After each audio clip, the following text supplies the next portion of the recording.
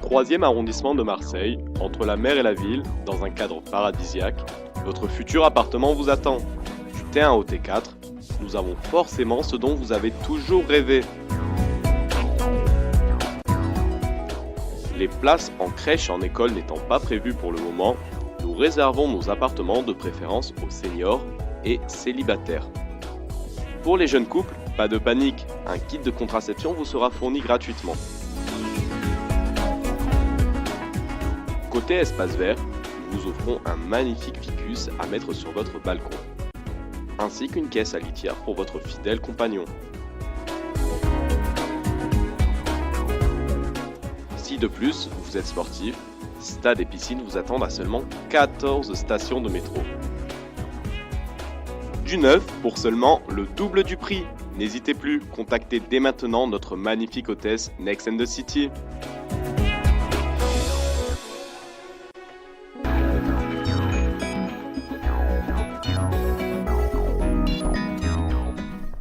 Alors, comme nous avons pu le voir, tout ne va pas si mal.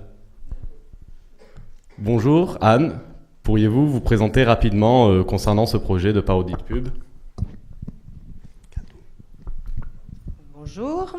Donc, j'ai voulu réaliser ce petit film, en fait, simplement pour dire que j'ai la haine par rapport au fait qu'il y a 6000 logements actuellement en construction sur le 3e et aucune école de prévue, aucun groupe scolaire supplémentaire.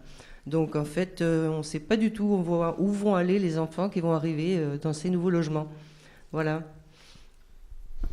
Est-ce que vous avez d'autres buts et objectifs, hormis cette parodie, afin de faire comprendre cela au gouvernement ?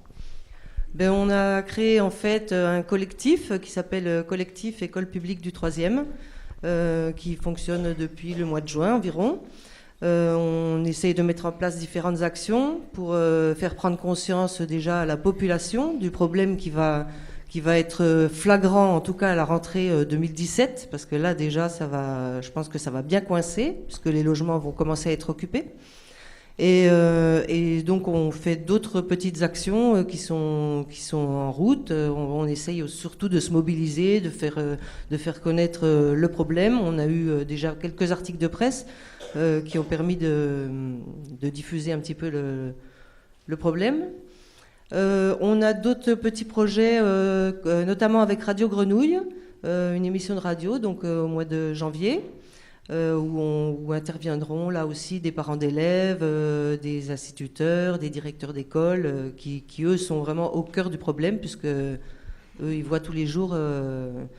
Par exemple, un petit exemple comme ça, l'école Ruffi, à la dernière rentrée, il y a eu 26 élèves qui étaient inscrits et que la directrice a dû refuser faute de place.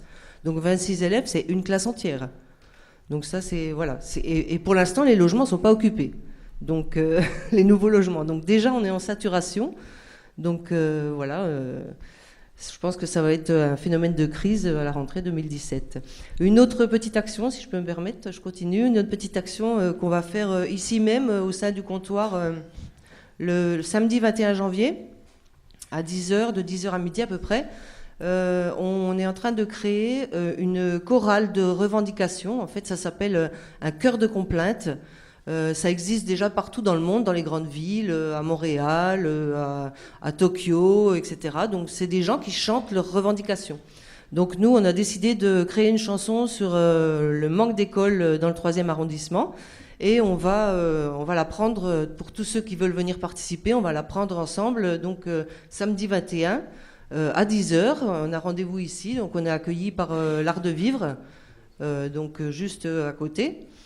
Et cette chanson, ça nous permettra d'exprimer nos revendications aussi après dans la rue, quand il y aura besoin, parce qu'on sait que les prochaines années, il y aura besoin de revendiquer devant les écoles. Voilà.